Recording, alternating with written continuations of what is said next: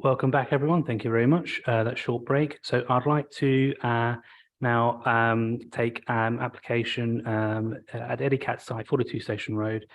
Lee, please introduce the application.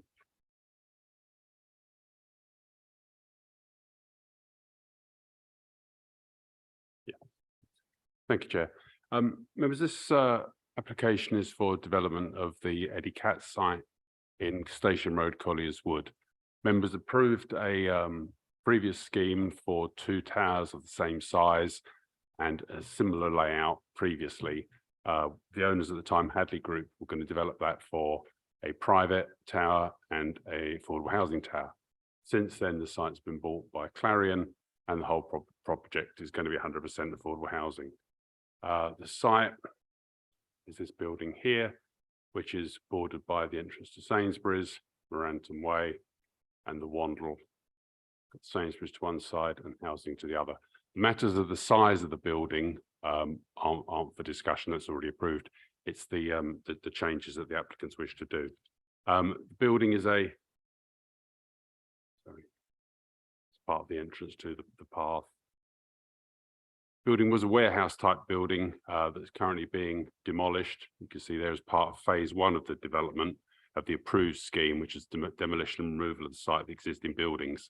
They're going to go on to phase 2, but that involves the changes the members are considering tonight. And that would be for the erection of 2 towers of the mixed-use development, comprising commercial floor space on the ground and first floor and residential apartments above, with car parking, cycle parking, hard soft landscaping, and construction of a footbridge across the river. The scheme was a mix of market affordable, and now that it's 100% affordable, this has required the applicants to change the proposed internal layouts. Previously, you had 116 units, of which quite a few were small. There were a number of studio units. Now that this is going to be an affordable housing scheme, the Clarion's clientele need larger family size units, so there will be no studio units along with this scheme. So as part of that change, they also are reacting to changes in the new fire regulations, which would require a second stairwell in the taller tower. That's involved them changing the internal layout a little bit as well. So we have the buildings the same size, but the actual number of units themselves will be smaller. Like I said, but more family units, and they'll all be 100% affordable. There's some small changes in this to increase the amount of commercial floor space, remove the upper level amenity terrace on the north tower, some changes to the exterior design, detailing and landscaping. A list of all the comparisons is set out on page 24 of your modification sheet. So this is just looking to the site. You're probably quite aware of this around Moranton Way. It's down Station Road, looking from the site. So this is the original approved scheme with the 2 towers, the north tower here, south tower here, footbridge down the bottom, entrance from Station Road. This is the revised scheme. Again, 2 towers, it's a very similar position. The north tower is slightly narrower than it was before, 1.85 meters. But essentially we have the same 2 things. There was some discussion, officers got the applicant to revert back to the scheme where you had bin stores in each building. That was a bone of contention, but otherwise it's basically the same. You have commercial in both towers. This grey areas are the plant areas. Is the ground floor has got the major change, more noticeable changes. This one here again has it's the consented scheme, and now you've got more commercial on this building. You'll see here, this just shows you how the internal change had to accommodate the extra staircase for that. Changes as you go. I haven't got time to go through each one of these, but essentially they change very small differences. At the 8th floor, there was to be a communal amenity space in this tower, but with the need for it to be more units in the space, the passageway to that has been taken off and is now used for residential. So this has just been left as an open space on the building. This has been the taller building. Save you going through these. a lot of PV power on both roofs. These drawings and things show the difference between the two difference. The one here is the approved scheme. On the right are the changes. It is a little bit like spot the ball, trying to spot the differences, but you have some small changes to the mounts of the balconies. The internal configurations of the rooms have meant some of the windows have been removed from the scheme. But as you can see, there's not a huge amount of difference when you're looking at the elevations of the buildings. There are quite small details, some little changes in the number of windows. So for the side that overlooks the residential properties, there are actually fewer windows overlooking them. So in terms of impact on neighbours, that is quite low now. It's less than it was before. And that, so these are just the drawings to show. I'll spare your time on that. So there's some small changes to the ground floor here. We now have this layout. So the two towers here, the entrance to this area, there's a play area goes round between the two buildings. A little bit of greenery along by the riverfront here, footbridges here. This again is the entrance into Sainsbury's. So officers recommend that the application to vary the condition to allow for these changes to allow it to be 100% affordable is recommended for approval. There will be a deed of variation to the 106 agreement and other small points like that. Thank you, Joe. Super. Thank you very much for that very good run through of that scheme. So what I'd like, so we've got no residents who would like to speak. We do have two ward councillors. So I'd like to call Councillor Mike Brunt first for 2 minutes.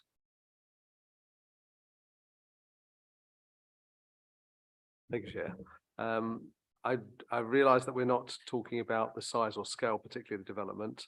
I still have a question about the footpath, the footbridge. I have no idea why it's proposed, and I still want a guarantee that there will be a full environmental impact study on both sides of the river to make sure that the ecosystem there is not disturbed by the construction of the bridge, and the lighting for residents, that the lighting is kept low, and that the safety measures as people come off the bridge onto the footpath alongside the model is there is something in place to stop skateboards and the like, e-bikes coming straight off there.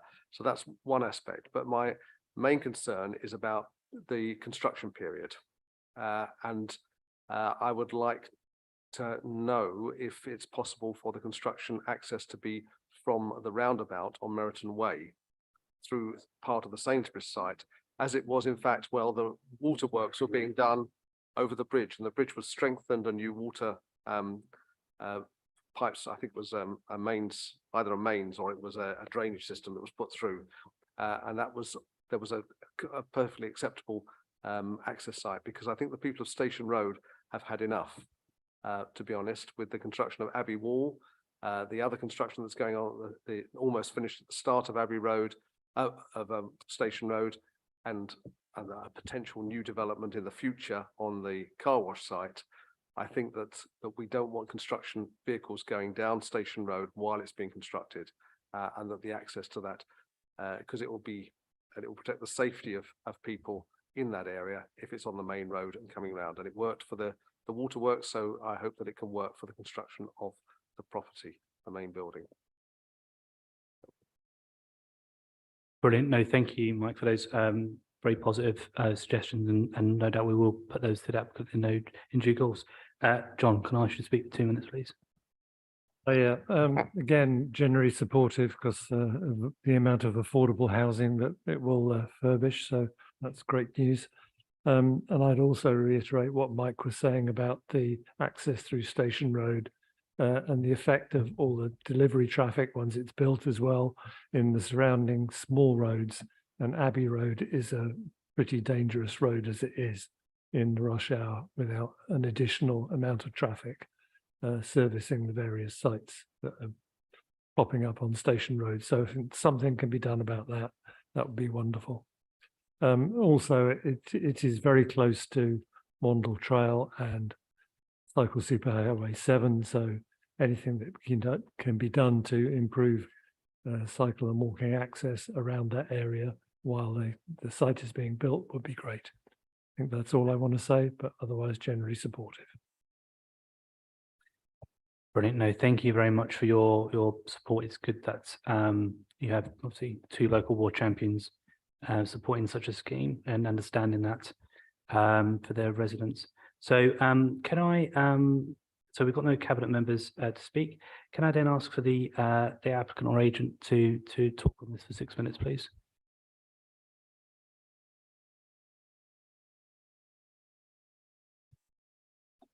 Thank you, Chair. My name is Giuseppe Trifaldi. I'm the applicant's agent from Savills. Thank you for the opportunity to address committee this evening. I would like to thank officers for their report and recommendation, and you would have hopefully received the briefing brochure issued last week. And as you already know, we have members of the consultant and Clarion team here this evening to answer any of your questions. The application before you is an amendment to the extant planning permission at 42 Station Road, which was granted on the 8th of November 2022. As officers have set out, matters including the height, mass, and general principle of development have already been found acceptable. Since planning permission was granted, the site has been acquired by Clarion Housing Group and now is being brought forward as an integral part of its Merton regeneration programme. The site will provide a permanent decant for residents from the Eastfield estate. The option to move to Station Road has been presented to residents at 2 consultation meetings, and most recently in April 2023, and the move is entirely voluntary. Many residents have already registered their interest in moving to Station Road and have selected a new home based on their household requirements and needs. Approval of the amendments this evening will accelerate the regeneration of Eastfields, as it will free up part of the estate to allow for demolition and redevelopment to proceed. Should planning permission be granted, it is anticipated that construction will be completed by November 2025. The site therefore plays a crucial role in the delivery of the wider regeneration programme, and residents from Eastfield to move into a brand new property 5 years earlier than currently thought. The committee will be aware that the original scheme was granted with 40% affordable housing and only 11 family-sized units. This Section 73 application is therefore required to change the tenure into an entirely social rented scheme and to provide 24 family-sized dwellings within the same building envelope previously found acceptable. The revised housing mix has been informed by housing needs of the residents at Eastfield. There has been a small reduction in the form of the northern block. However, height and mass have not altered from that previously found acceptable. The Section 73 proposals were amended post-submission to include additional staircase in the northern block. The amendments were made in response to the consultation that the government made on fire regulations, which set out that buildings over 30 metres in height require an additional staircase. Clarion has therefore placed fire safety at the forefront of these proposals and therefore ensured that the additional staircase has been incorporated ahead of the amended regulations coming into effect. It's also important to note the other fire safety measures, which include fire evacuation lifts to both blocks with ventilation extraction lobbies, sprinkler systems throughout, fire doors and fire resistant materials. Clarion has also received confirmation from Merton's building control officer on the 16th of May that the fire strategy, including the second staircase, are all appropriate and in line with the regulations. We are pleased to note that the proposals will continue to deliver high-quality architectural scheme with only minor external changes to the facade proposed in response to the reduced number of units. As officers mentioned, these include readjustment of openings and realignment of balconies. Your planning and design officers have found the proposed design alterations to be acceptable. Overall, the proposals will play an important role in facilitating Clarion's wider Merton regeneration strategy. The development will provide new affordable homes for tenants wishing to move from Eastfields. The proposals will also deliver a number of significant regeneration benefits, which include the delivery of 100% social rented scheme to facilitate a voluntary decant for residents from Eastfields, helping to speed up the overall regeneration process. Removal of studio units in favour of larger family apartments in direct response to the need to accommodate larger affordable households. A revised play and landscaping strategy, which includes more dedicated defined play at 306 square metres and 300 square meters of playable landscapes across the site. The delivery of species-rich planting and enhanced urban greening. An amended energy strategy which ensures reduced carbon outputs year on year, representing a significant carbon improvement. Maintenance of the delivery of the pedestrian footbridge and the wider connectivity improvements from roads such as Dane Road into the town centre. Maintenance of the strategy involving a car-free scheme which illustrates Clarion's ambitions in reducing carbon emissions in their new developments. Your officers have concluded that the proposals are acceptable in plan and policy terms.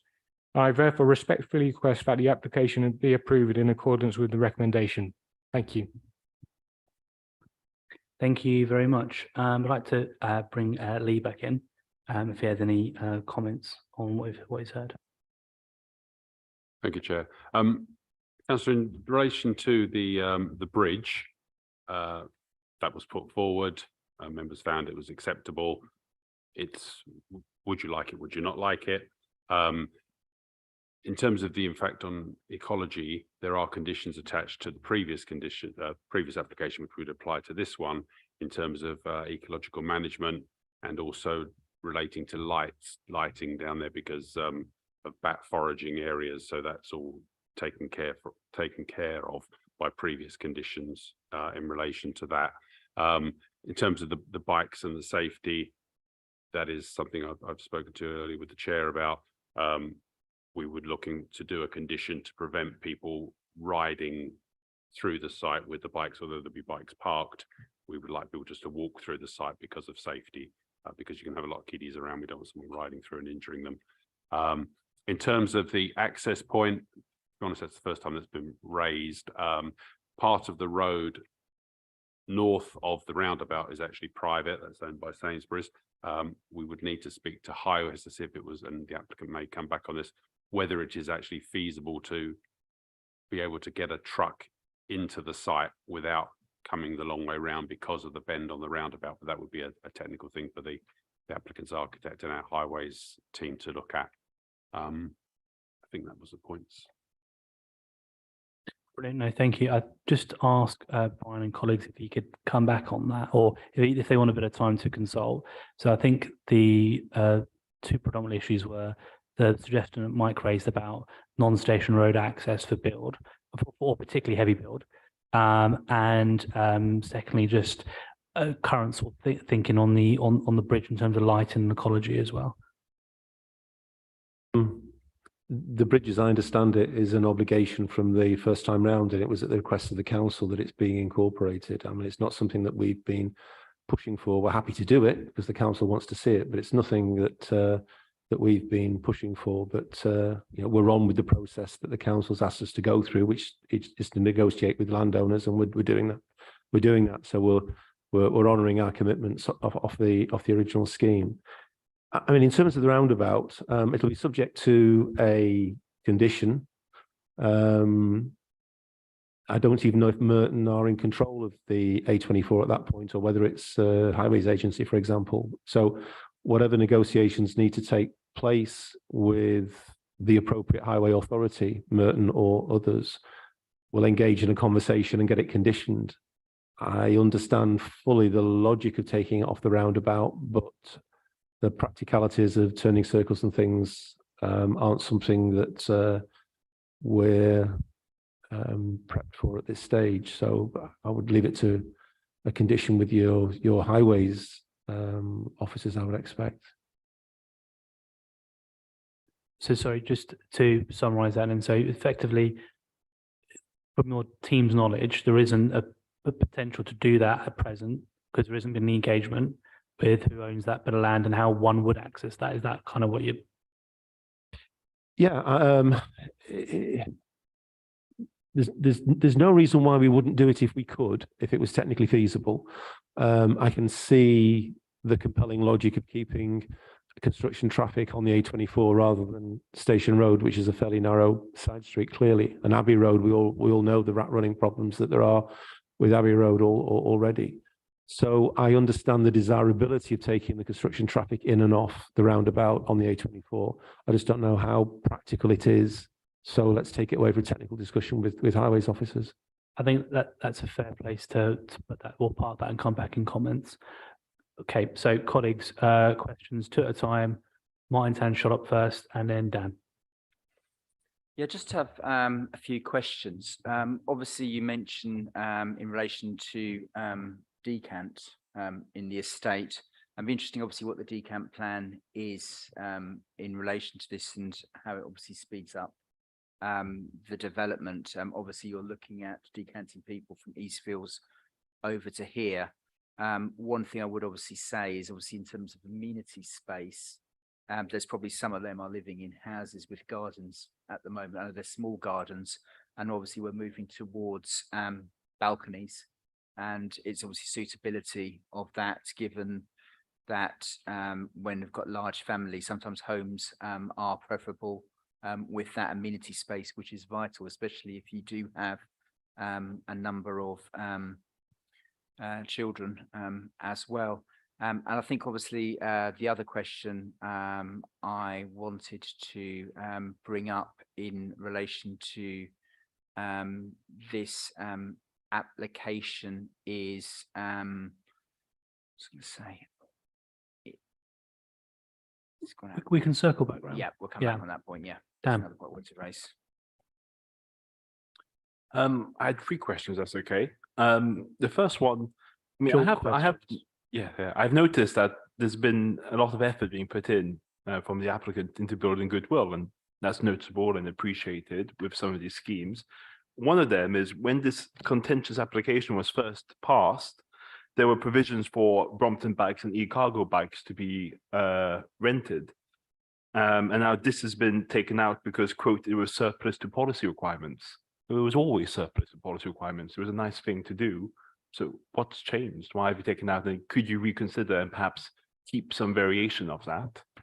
The second one was about the site office, just reassurances there presumably will be a site office here, and whether, I want to make the same point about it being staffed during hours when residents might be at home and not at work. And the last one was about waste, and seeing the way that the waste will be moved to a temporary storage area to be picked up in the morning of collection, and then the receptacles will be returned once they're empty. Well, I wanted to ask, is it possible that we can add a condition which planning enforcement could then follow up on to ensure that those receptacles aren't left out for long periods of time, like for over a day and a half, so that they're returned from the temporary area to the permanent one within a speedy time? And on waste as well, would there be food waste as part of the waste management, food recycling even included? Cheers. Thank you. So just to recap, Lee, I don't know if you want to come in first on a few of these. So Martin's point about decant plan, very good point, and sort of the large family house versus apartment. And Dan's point about surplus requirement provision. I think the point is obviously the mix of cycling provision. So bikes, e-cargo bikes that were in the previous scheme, site office, and obviously you've heard the waste point and how that sort of the history of that may be quite helpful as well to understand. Yeah, thank you, Chair. I will let the applicant deal with the decant, the bikes and the site office, if you don't mind. In terms of the waste management, we were going to put a waste management condition on there, but there's a system in place. Originally, they wanted to put it all in one central place and for our people to go in and collect it, our people to put it out, put it back. We were quite firm that that wasn't going to happen. And so the scheme would be that they bring them out for collection to this little area. Our wagons turn up, load them up quickly, leave the site. The applicant's own site management people will then put them back into the bins. The time frame for doing that would be sorted out through their own through the waste management scheme on a time period of what sort of thing they'd look at, and that would be dealt with by discussion with the our waste operatives in terms of how long a time frame we would expect someone to turn up. Because no good saying, oh, it's got to be gone by 8:15 if the wagon doesn't turn up till 9. So that kind of thing sorted out, and it would be the same. The applicants will come in onto this, the same kind of thing that you have now. You would split your own waste into the different types of receptacles on site, so that the wagon that takes the food waste will take the food waste, and the other stuff would stay just as it would with your house. But I'm sure the applicant will just confirm that. Thank you. Super. So hands noted. Hold it a second, Brian. Could you come back and maybe reverse order then? Bit of information about containerization, how you're maintaining that, because it's worked quite well across the borough, and the what we just heard from Dan, and then obviously the bikes, and then the decant and bike site offices and decant. Food waste, yes, there are food waste. There will be food waste bins provided. It's not the intent to have a dedicated site office here. It'll be serviced from High Path. It's 5 minutes walk away. We don't have the scale of development here that would warrant a local office. Bikes, it is our intention to have a cycle hub of some sort. The previous applicant had some sort of relationship with Brompton, and maybe it was a different socioeconomic group that Brompton's appealed to necessarily compared to residents that we may have in there. It may be that a more conventional cycle hub of some sort is more appropriate. But it is our intention to have space there that a cycle hub could go into. I mean, it won't be a something that we're sorting out at this stage. It'll be something we do at a later stage as we get nearer to the development. But yes, it is. It makes sense. It's near a cycle superhighway, and I've seen them work very effectively for people to use as cafes and repair drop-ins and the like. So it is still our intention to have some kind of cycling infrastructure there without it necessarily being Brompton's. Decants entirely by choice of the residents who are on Eastfields. If they're in a house but they want to move into an apartment, it's their choice. I think we've got 48 definite requests to move into the new development here. If they don't want to move into an apartment here, they can wait for a house to come round as Eastfields gets redeveloped. But it's just an opportunity for people to move across into a brand new apartment more quickly than waiting their turn as we move through the sequence of phasing that we've got to do in Eastfields, which will obviously take time. Super. Well, I asked colleagues there, but on Chair's prerogative, I just want to follow up back on the site office. I think the missing bit in your answer is the phasing of the construction of this versus the previous application, where there is a site office, or is there a site office at the minute? And to understand, I think ultimately the assurance of the committee would be to say that these residents will have from day one a provision locally, to get some help if needed. Yes, there is a site office already in the ground floor of High Path Phase 1, and that's operational now. So that will be maintained as operational until the time comes where we've got a bigger office somewhere. That's effectively in a unit that's been temporarily being used as a site as a local office. So yes. Super good. Thank you very much. So I think I'll go back to Martin in a second, but I'm going to do Susie and then Matt. I have a couple. I endorse what Dan says about the diminution of the provision for cycle repair and Brompton bikes. And I love the expression of intention, but I would like it to be somewhat firmer than that in relation to provision of what's described as some sort of cycle hub. I'd like to ensure that that happens rather than discharge its condition and rely on goodwill that happens at some point in the future. Similarly, there's mention in the mod sheet of discussions about the disappearing community terrace, which is another unfortunate thing for the people who are going to be living there and may not have much other access to green space. And looking at the plans, I can see that there's a problem with the new design because there isn't an access space, but I wondered if there had been any further discussions on that, because it seems a great shame to lose it. And then I'm afraid my usual ones, which are on page, I can't remember, 27 of the mod sheet, it's just a list of conditions, which I'd be grateful if we could have. We don't seem to have a condition for the refuse management plan yet. It's mentioned as a possibility. I'd be grateful if we could have that.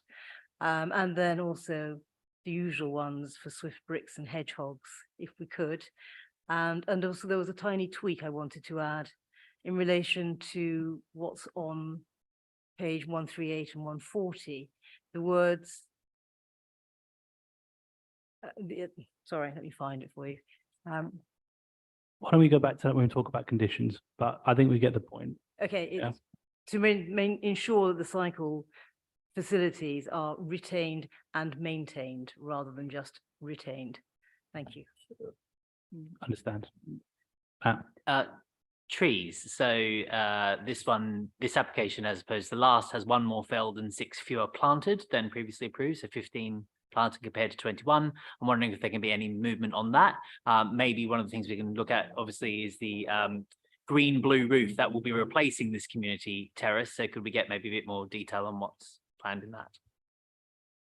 No, I think those are 2 good questions. So Lee, I don't know if you want to come back on those, and then I've got a question following up on play space as well. I think that bridges off Susie's point about amenity loss. Thank you, Chair. The cycle hub issue, it isn't a policy requirement to provide one. The policy requirement is only to provide secure, accessible storage space. If you like, it's a wish list, and as the applicants alluded to, that it was something that the previous owners of the site wanted to do as an additional facility for their. It's a bit like putting a jacuzzi in or something. Lovely idea, but there isn't a policy requirement for it. In terms of the terrace, yeah, that was a concern that it was going. The applicants will have got a list of reasons why they don't want it. It was always never in a great position, because I always felt that being at the back of the building, the north side, wherever you sat out there, you were going to be in the shade, and at 8 stories up or whatever it is, it's not conducive to sitting out and enjoying it very well. So it was never a great design, the start place. The applicants I know are quite concerned about the fact that you're going to have more children there, the risk of having them having accidents from it, people throwing or dropping stuff over the side of the place, the fact that you would need to inscreen it, so then you're going to add to the massive bulk because you're going to have to put a big screen around it, and then people can't see out of it. So it kind of came, again, a nice thing that was originally schemed, but in the practicalities of stuff, plus the access to it, the applicants didn't really see that it was working. For the trees, the question, the applicants have come back on this because this was raised. There was a question of balancing the quantity of trees compared to the actual quality of the trees. They're quite keen on putting native British trees in, and the native British trees need a bit more space amongst them. So whilst you don't have as many trees, you have fewer, better quality trees that will be planted so that they've got a better chance of growing. And this was also raised in the question, would be a semi-mature, heavy standard size that's required by the landscape document they described, which is an approved unit. So we get them at the right size, we get the right number. So, and there are also shrubs coming in there as well. So overall, officers are quite satisfied that what we're going to get would be nice for it. The Swift thing, I've already been in touch with the Swift people, and they've sent me some specification, which I've passed on to the applicant, all about what size bricks he needs. The hedgehog thing, I did try and find out whether hedgehogs were conducive to riverfronts, but there is an ecological management plan for maintaining and encouraging there, and the way the planting's done, it would keep the gist of the green corridor, so that there would be uninterrupted space for them to scurry along. So that is quite part of it, because of the way the riparian nature of the site, as the previous applicant used to call it. So we're looking at that. Well, hold on there. I've got desires for inset boxes, so let's hold that. I think, yeah, Brian, it'd be great to get your and your team's view on ultimately it's the canopy issue. I think reflected in the paper, the quality of trees there, and what can be done. I think Matt's very valid point about numbers as well. Lee's given a pretty full answer, Chair. They are going to be bigger, better, British, more native species, which will have a longer, more enduring impact on the local habitat, and certainly a lot more conducive to wildlife. So I've nothing really to add to the points that Lee made. We're going to have far more families in here than the original proposal had. So rather than what would have been people having a sedentary gin and tonic on the terrace after they got home from commuting, is now going to be would have been an active play space with young kids racing around 8 floors up. which we took the view was not a great idea, either in terms of their safety or in terms of the impact on amenity of people who were in apartments immediately adjacent or overlooking that roof terrace. So what we've introduced is a play trail at ground floor level. So in addition to the formal play space, there's a trail that goes around both buildings that children can actively use. It is just a very different demographic group who are going to be in there, and we didn't think a roof terrace was conducive. It's basically as simple as that. Okay, no, I mean, completely understand. So, I mean, I too looked at that and thought, I think predominantly, and colleagues shout if you're completely the other side of this thing, when we've got an application passed predominantly for private residents, obviously we look at the change for social residents and try to understand why and the rationale, and that's come through in some of the replies. So thank you very much for that, and it shows the value of that sort of question phase of how we do things. What I've got questions on is about the play values in that amenity space on the floor. So it'd be great for one of yourself or colleagues to reflect on the play values. So, you know, are we hitting sort of the spinning, the sliding, everything? Because, I mean, we've already heard ultimately the narrative of this, and it is a good story, you know, very valid, and that you want to decant residents from Eastfields. Bearing in mind in Eastfields, I do have a park there and a play set and everything there. How is the play values reflected in the amenity space on the ground?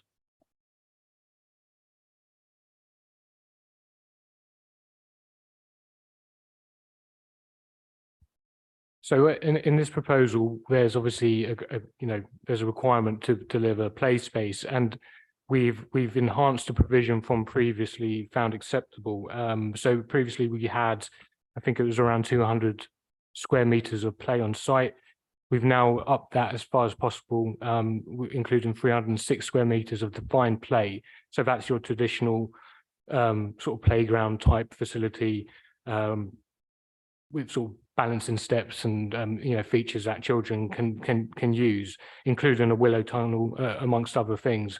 In addition to that, as Brian mentioned, we've got playable landscapes, so trail routes around the sites that measures around about 300 square meters. So we feel generally that the provision has been improved both on a quantitative and qualitative basis. No, thank you. I mean, on the quantum, I completely understand that, and it's very welcome. But I think, I mean, if you've not got that level of detail, shout. But I think I was looking for just a bit more reassurance that, you've got, you've talked about trails, but, tactile experiences, auditory experiences. We've got also here about, jumping, climbing, swinging, rocking, all the kind of play values. Are you hitting that? I'm just bearing in mind that the user base of this are those families moving in from Eastfields, and currently I should have declared, it's not an interest, but I go to the park right next to Eastfields estate, so I know what's there. And if you've got a family moving from there to here, what is the like for like experience where you can do? If we need to work together as a council behind the scenes to get further details you've discussed previously, Brian, it'd be great to condition that. But it's just an understanding what you have at the minute to share with us. I think we'd be more than happy to condition it and talk through the detail of that a condition, obviously before occupation. I don't want to say something in here that we're not actually going to do.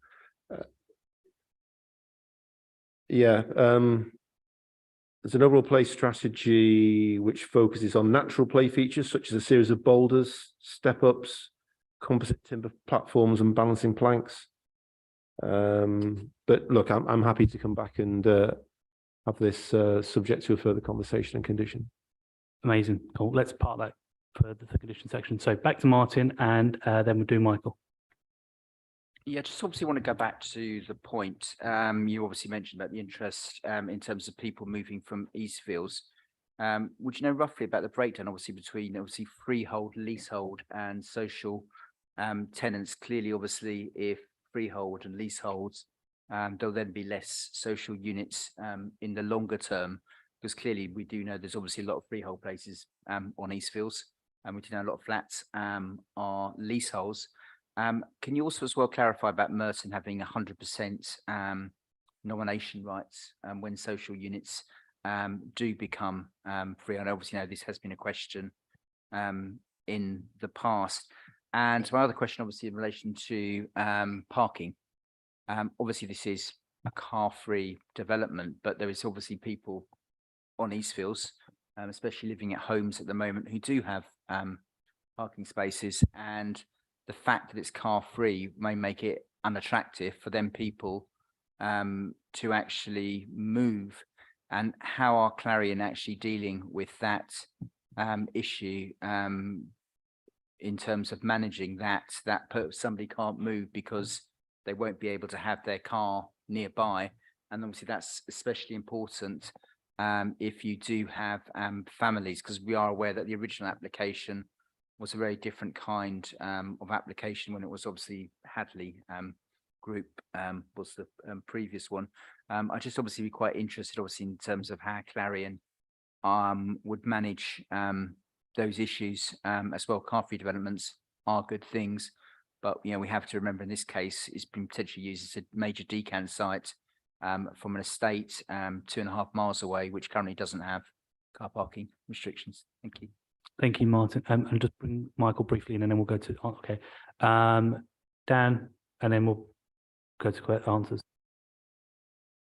I just wanted to pick up on the response to Susie's point about trying to codify intentions, and so I note in the report they talk about paragraph 135 of the NPPF, and it says that we have a duty to ensure that the quality of the approved development does not materially diminish between permission and completion. So could we, on that basis, condition that the intentions that are expressed are just maintained? Can that be the policy basis for codifying a cycle hub being some type of cycle hub being maintained by people can repair the bicycles, etc.? Can that be our policy justification, if you see what I mean? So that was my first question. And the second one was just about, I appreciate the site office. There will be one ready from day one, 5 minutes away. But sometimes 5 minutes away, especially in the middle of the night, if you've got a power cut or a gas cut, it still isn't the best. Will there be a space on site for, in an emergency, for Clarion staff to be used as a basis? Surely you'll have a space for your staff to put the cleaning implements, etc. Would there be some kind of space that could be used on site in such an exceptional situation to coordinate a response, and for residents perhaps to report repairs as well, even if it's not a fully kitted out site office?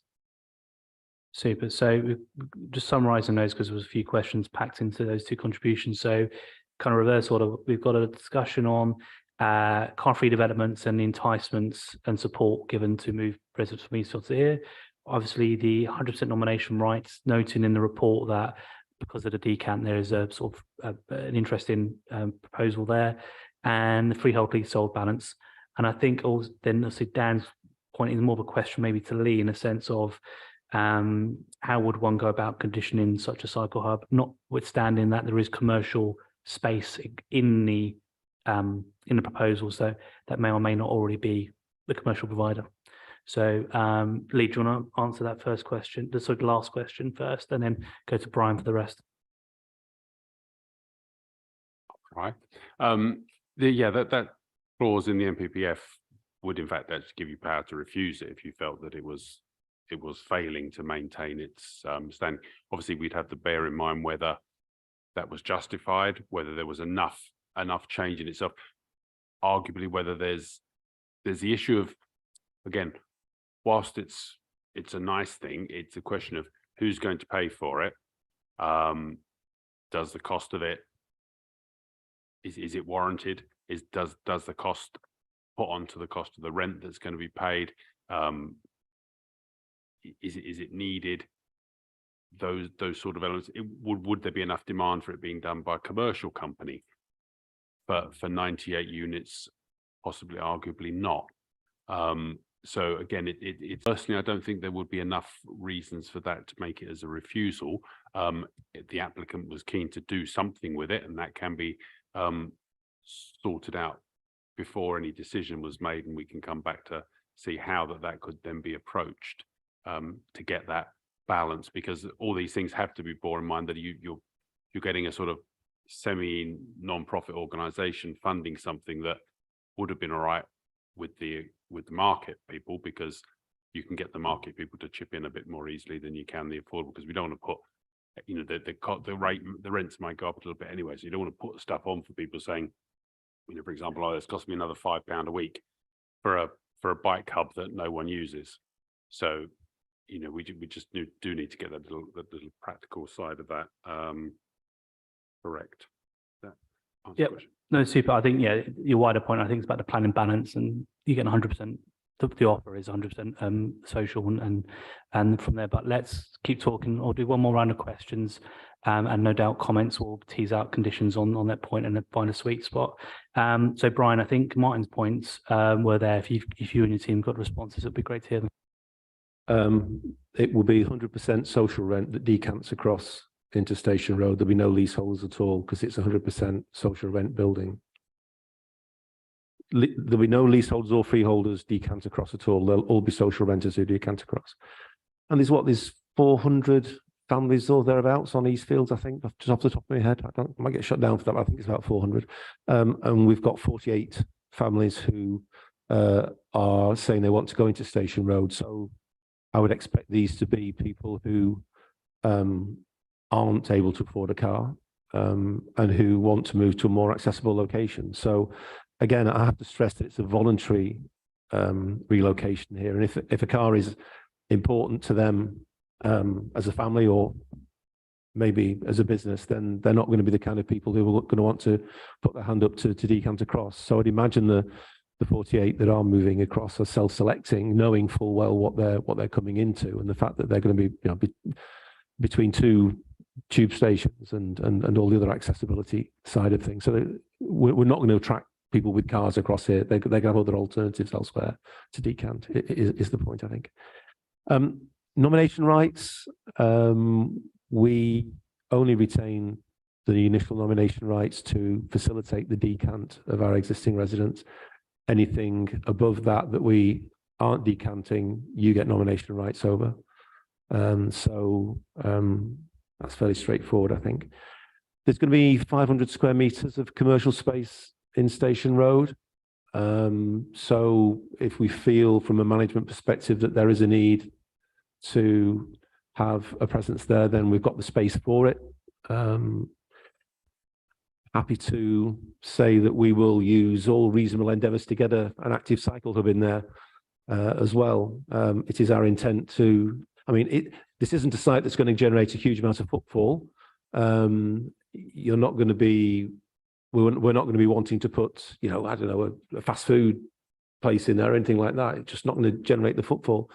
If you think about the kind of commercial uses that might want to go into the ground floor, a cycle hub will be a great fit because it's near the cycle superhighway. So, you know, we just need to work with one of the parties that we're already working with to maintain their presence. So we're happy to, you know, commit to using reasonable endeavours to get a cycle hub in there, because I think it's it would make sense.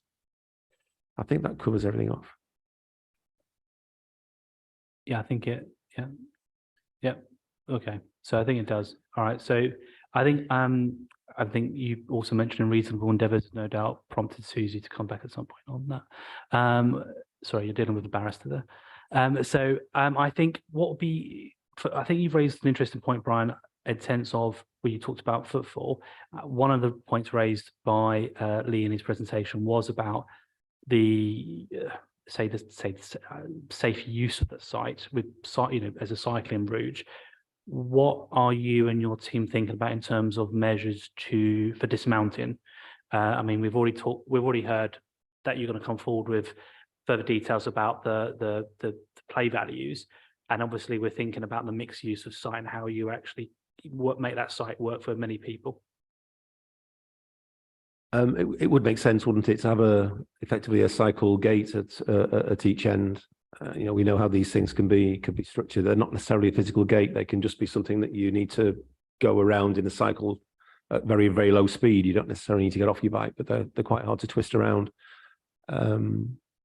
So we will put something in because the last thing we want are people flying through at high speed and local kids running around and accidents. So it's a fairly straightforward commitment for us to give that there'll be some kind of cycle calming installation there. Super. Colleagues, any further questions, final round? Cool. All right. Move to comments and any follow-up. So Matt, over it. Firstly, I just want to thank officers for 7.14.4 about waste. I mean, it was a big deal to me that they put the bins separately into the one building. So I think really well done on getting that change and the approved waste plan and condition 4. Positives for me with this development are obviously being able to give Eastfields people somewhere to decant to, and the move from 40% to 100% affordable. The fact that Merton will have nomination rights going forward after people move back to Eastfields is so important with aging infrastructure and the rest of our social housing. It's a lower carbon scheme than was already approved, which is great. And there is a 5-year car club with this one, which is where we landed eventually, Wimbledon Chase. That's good to have that already written down, that is 5-year membership to that. 116 there were units, now it's going to be 98, but that seems okay to me because they're going to be large units, which are the ones that we can't find for our residents all the time. And obviously the second staircase for fire safety is a must. So that is a reason to vote for this. What it weighs against though is things like the discussion around Bromptons. I think it's probably the language and the way things are communicated in documents. So I think it would be good to have an alternate, like maybe to condition to have a green bay at least there for Lyme, human forests. I mean, I'm looking forward to the cabinet agenda next week. And they're talking about an L&Q development, and even in there it says that we as the council work with the applicant in that development to see what minor modifications can be made to the designs in order to create cost savings now that it's affordable housing. And I just think, now that we are the Development Planning Applications Committee, we need to make sure that we don't let that happen in the borough, that we dumb down applications when they are not for market rent. So bearing that in mind, I will still approve the application. Thank you. Anyone else? Dan, and then Susie. I mean, I also wanted to, I guess, applaud the applicant and officers for working together on this. I think it's fantastic that Clarion have taken the site on, made it 100% affordable housing, social rent for resident families who are living sometimes in desperate conditions on the Eastfields estate. So I want to put on the record my my applause for this site being taken on and managed so that families can have a good social rented home. I agree with some of the other comments made about just because the groups that are going to be using these facilities have changed doesn't mean some of the nicer features that were here previously should disappear. But I've been reassured that rather than tying yourself to one specific provider, you can generally have sensible options that open up a different number of providers. I've been reassured by that, and I will enthusiastically be voting for this. Brilliant. Susie. I think everything I was about to say just been said twice, really. Yeah, subject to little tweaks here and there in the conditions to ensure that certain things happen. And with regret that to some extent, what had originally looked like nice ideas have gone. This is one on which I congratulate the officers, and I will be voting for it. Cool. Anyone else? No. All right. I'll wrap up. So, yeah, I think this is a really good case study example of the relationship between Lee and officers in particular and Clarion team in working through some particular issues. Again, already heard the waste issue being one of them. I think that seems to be that we've got to a good position on that. So just summarising some of the thoughts that we've already heard and suggesting conditions and formatives, and some we have said relate to the previous application as well, but I think they're applicable here as well, but do shout if they're not. So we've already talked about the waste that will be managed through the waste management plan already. So that's there, and we've already got assurances there. So that we're confident on that. Cycle, Brian suggested obviously best endeavours for a cycle hub infrastructure of some sort. Reasonable endeavours is the phrase that we would choose to use, I think. Susie? there's a world of difference between reasonable and best, but it's in fairness to Clarion, best endeavours is a very heavy burden. I think I'd accept reasonable.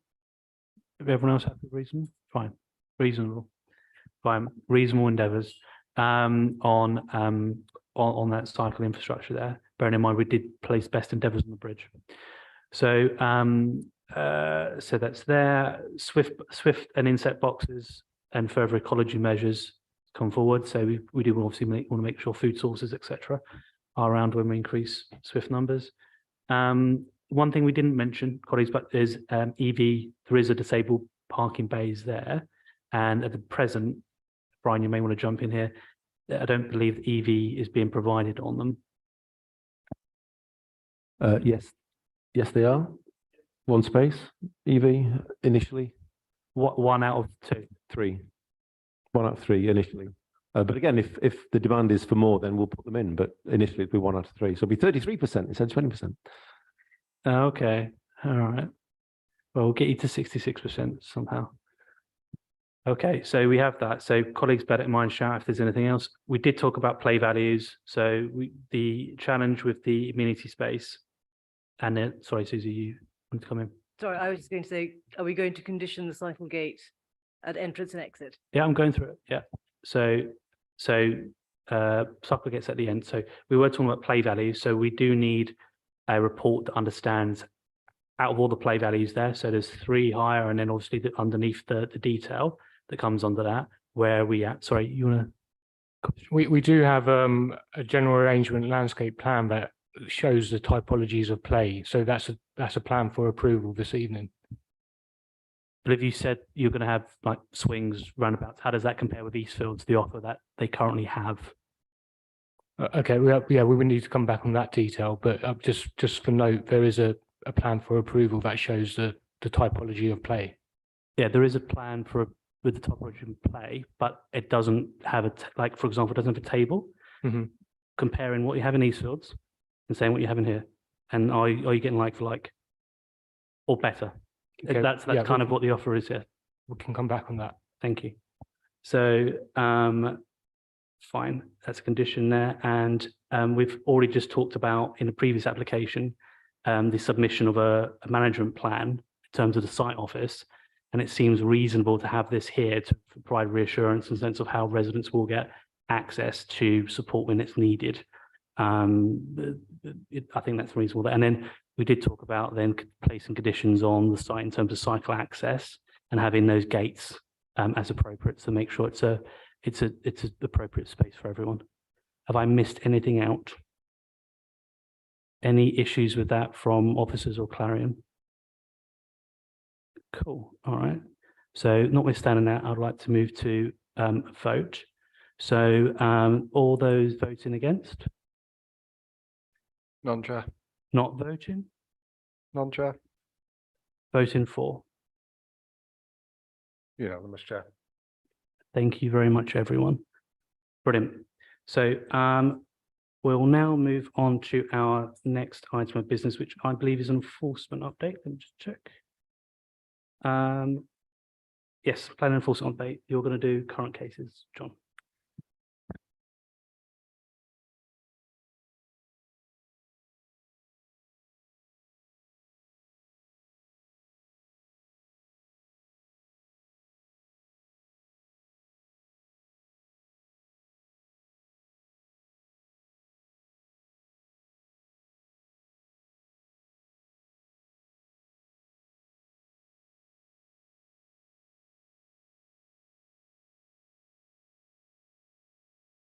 Yes, thank you, Chair. I think in terms of the enforcement update, the most relevant page of the agenda today is page 197. That just continues to demonstrate really that we're still committed to serving enforcement notices. And we've got an ongoing issue at this moment in time. We've got a development site at 162 and 164 Hartfield Road, Wimbledon. There's a couple of breaches there. There's a breach of the hours of delivery that was in the construction management plan. And there's also appears to be a breach of the overall hours of approved construction times. So we've got a couple of notices served there, and unfortunately, we do need to. There's a continuous breach of the approved hours of construction. Once we've served an additional notice in terms of deliveries, if that continues, then we may have to look at a temporary stop notice. So, you know, these things are difficult to control, but we've got officers on site out of approved hours a lot at the moment. We are collecting evidence. Unfortunately, the instructions that we are issuing on the site don't appear to be being followed. So a temporary stop notice is seriously being considered, but there's an order to do things. We've got one breach of condition notice. We're going to serve another, but the way things are going, a temporary stop notice is a real possibility. We've got some other unauthorised developments. So at Octavia Close in Mitcham, we have an unauthorised erection of a front porch. We served an enforcement notice. As often happens, and this is why we always have a certain number of enforcement cases on the books, the developer has chose to appeal, as is their right, and that will be a lengthy process. You know, when it goes to a planning inspector, we have to exchange the statements, and it could take up to 12 months. But we've done all we can at this stage, and we'll continue with the process. Similarly, we've got an unauthorised side extension at 356 Garth Road in Morden. Again, we've served a notice. There's some encroachment onto the public highway. So we'll see if that notice is complied with. But then at 59 Epsom Road in Morden, again, we've got an unauthorised use of an outbuilding at the rear of the land as a self-contained residential unit. This has a negative effect. It's not an acceptable development. We've served a notice, but there's an appeal, so we will continue. But we're doing all we can. There's just a process to follow. Brilliant. No, thank you, John, and thank you to your team, Sherry-Ann. Just a quick question on 59 Epsom Road. Is the outbuilding being leased out, or is it just something that the residents are just popping someone in to the residential unit, if that makes sense? Oh, good question. I'm not sure. I'll find out and let you know. Cool. We'll add that to our action log, Jade. So yeah, we'll find that out. Thank you. Any other questions?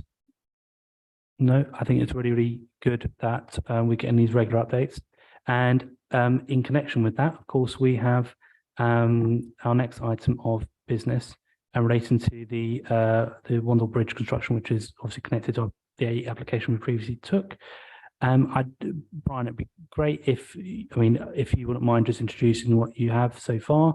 I understand that in the modification sheet there is a response from our legal team, and I understand the current position is that there is agreement of this happening, but the details are being reviewed at the current stage. You may have a different view, but great to hear the challenges and where the committee can help execute this as soon as swiftly as possible. I'm going to defer again to my specialist on my right-hand side. Hiya, I'm Holly Murphy from Hadley Property Group. We're the development managers for the site. So in order to deliver the footbridge, we need to secure consents with Sainsbury's, who own that part of the River Wandle, and also Merton Highways, where the proposed footbridge will land on the west. We have today secured an oversell license with Sainsbury's and got an easement in an agreed position to pass the footbridge over that part of the river. The only thing outstanding is the easement with Merton Highways, which is currently sat with them and we've been chasing. So yeah, essentially largely there, just the one remaining consent required. Super. And how is, from the design perspective, is there any, we've heard issues tonight about some of the challenges. Has that been factored into sort of next steps? Yeah, so the design of the footbridge has been ongoing as we're discussing with our design team. In terms of safety, lighting, environmental impact, all of that is factored in. So at the time where the footbridge is being delivered, that will form part of the conditions we already have. So. Okay, so colleagues, it seems here obviously we've got a bit of work to do from the transport side of things. I didn't know if there's any questions or comments or anything since our colleagues from Clare and I here that you want to reference in relation to the bridge so that this can be taken back, obviously recorded in minutes and taken back. This isn't a planning application. It is an item separate to what we've just heard. So bear that in mind. Matt. So is it we're at 6 months now, is it? And we said so in 6 months, can we see the designs? Yeah, so that's a fair point. So Thank you. in terms of your yeah, so nods, good. Question answered. Susie. Just thinking about it, this is the bridge in which Merton Active Travel have expressed an interest in the depth of the treads. So I think Merton Active Travel had an expression that, I think, correct me if I'm wrong on technical details, but I think the treads are 150 and the width is 400. They were suggesting the width to be 700 and the treads to go no higher than 120. Sorry, 120 millimeters. Having carried my trek bike across bridges in the past, I wonder whether that's something that could be looked at. I think that's an interesting point. I think what would be, instead of prescribing tread, I think it'd be great as an engineering challenge to understand how can you get bikes over it, if there's a better way of doing it, unless you've got some suggestions or thoughts on that now. Wouldn't want to put you on the spot, but that may be the engineering challenge. And if that's changing thread, it's changing thread, but it'd be great to understand how that would impact on that design. Yes, that's something we can take away. Just to note that the footbridge is a footbridge, so the intention has always been for people to dismount off their bikes and carry it over the bridge. But points taken, and we'll carry on through design. Absolutely, and I think I wouldn't, colleagues, correct me if I'm wrong, we wouldn't want the viability of that bridge being in danger because the cyclists want to, frankly, preference cyclists. Put it that way. Any other questions at all? Any points? Fine, good. Thank you. I think this item has come to an end. And I think that's it for tonight. Any other business? No? Super. Thank you, everyone. Thank you for coming.